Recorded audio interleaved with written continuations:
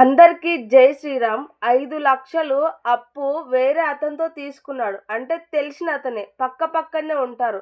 తెలిసిన అతనితో 5,00,000 అప్పు అడిగాడు. ఏం అవసరం ఉండి అడిగాడో తెలీదు.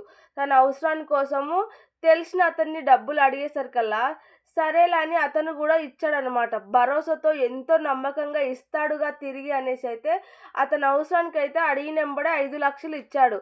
అయితే తీసుకున్నప్పుడు ఎంత హ్యాపీగా, ఎంత సంతోషంగా నీ అవసరానికి నువ్వు తీసుకుంటావో, ఇచ్చేటప్పుడు కూడా అంతే హ్యాపీగా, అంత సంతోషంగా వాళ్ళకిచ్చేయాలనమాట.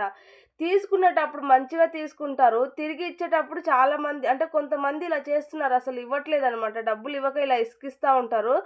ఎన్ని సార్లు అడిగినా ఆయన ఇవ్వకపోవడంతో తీసుకున్న వడ్డీ గానీ, తీసుకున్న డబ్బులు గానీ ఎన్ని రోజుల నుంచి అడిగి ఆయనకి విసుగెక్కి ఇంక ఏం చేయాలో తెలియక ఆయనైతే ఒకటే ప్లాన్ చేసుకున్నాడు. ఎవరైతే అప్పు తీసుకున్నారో అతనికి 13 ఏండ్ల అమ్మాయి ఉందన్నమాట. ఇంకా అమ్మాయిని కిడ్నాప్ చేశాడనమాట. అంటే పక్కనే ఉంటారు. ఒకరికి తెలుసు కాబట్టి ఆ అమ్మాయికి కూడా అతను తెలుసు. అయితే ఆ అమ్మాయి స్కూల్ నుంచి వచ్చే టైంలో ఇతనైతే బైక్ పైన ఎక్కించుకున్నాడంట. ఆ అమ్మాయి కూడా తెలిసిన అతనే కాబట్టి అంటే భయపడకుండా ఆ బైక్ అయితే ఎక్కేసి వచ్చింది.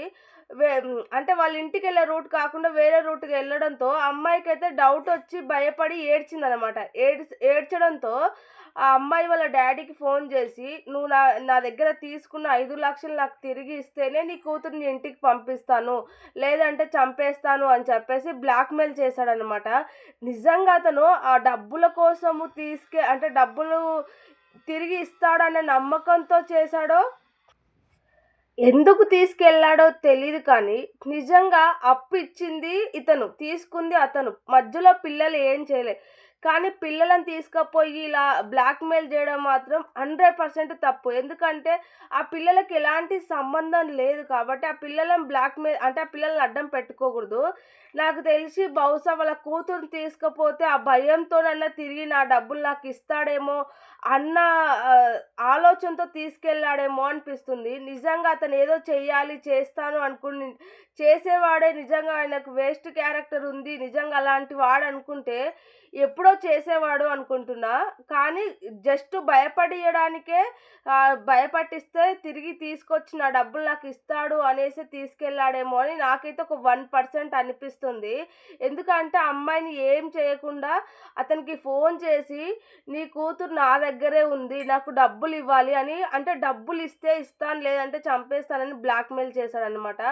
బహుశా నాకు తెలిసి డబ్బుల కోసము ఇలా చెప్తేనన్నా నా డబ్బులు నాకు తిరిగి ఇస్తాడేమో అన్న ఆలోచనతో చేశాడేమో. కానీ నిజంగా తనే రిస్క్లో పడ్డాడనమాట. నిజంగా అమ్మాయిని తీసుకెళ్ళి చాలా పెద్ద తప్పు చేసిండు. అందుకే రిస్క్లో పడ్డాడు. పోలీసులు 2 గంటల్లోనే పట్టుకున్నారు. పట్టుకొని పోలీస్ స్టేషన్కి అయితే తీసుకొచ్చారనమాట. తీసుకొచ్చి అడగడంతో ఇతను నా దగ్గర డబ్బులు తీసుకున్నాడు, ఎన్ని రోజులకైనా ఇవ్వట్లేదు అన్నీ అయితే పోలీసుల దగ్గర చెప్పాడు. ఇతనే రిస్క్లో పడ్డాడనమాట. ఇప్పుడు 5,00,000 అప్పిచ్చాడు. అమ్మాయిని తీసుకెళ్ళి పెద్ద తప్పు చేసేసి ఆ పోలీసులకు దొరికిపోయి ఇలా అయితే అంటే తినే రిస్క్లో పడ్డాడనమాట. ఇప్పుడు పోలీస్ స్టేషన్లో జైల్లో కూర్చోవాల్సి వస్తుంది.